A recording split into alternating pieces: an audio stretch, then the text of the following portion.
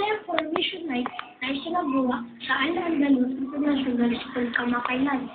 Dahil sa mga magagawa-kasuotan ng mga kalahok, kinoronahan ang second year high school student na si Raja Shadiq de la Rosa bilang hari, matapos muna sa isang popularity contest. Masayang-masaya po ako at nagpapasalamat po ako sa mga nagbigay ng tulong at donasyon para sa ating eskwela. Kinoronahan din ang first year student na si Glory Marie Berlos bilang reyna.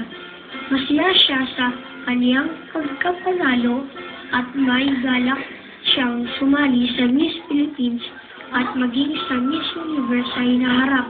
Feeling ko, okay lang, masaya. Why not? Pwede pa ako sumali ng Miss Philippines tapos Miss Universe.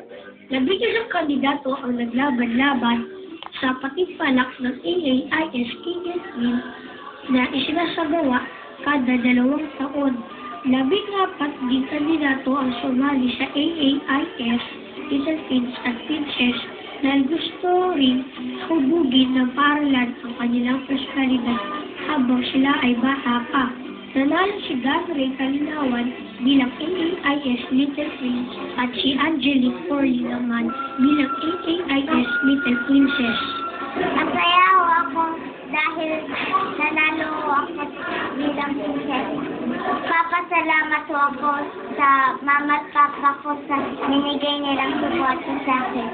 Narazan ni Derek Noriega ang mga nanalo na kinilig naman sa kanyang kantang Ikaw ang Pangarap. Nag-farewell walk naman ang mga nanalo noong 2006 para magpaalam bago na inilipat ang kanilang mga korona. Ayon kay Lovelina Aves, AAIS Assistant Principal, isinagawa ang car racing contest na ito para matulungan ang science at laboratory project ng paaralan. Para sa Ulat Pambata, World Magno Catalos, Ecuador, Saudi Arabia.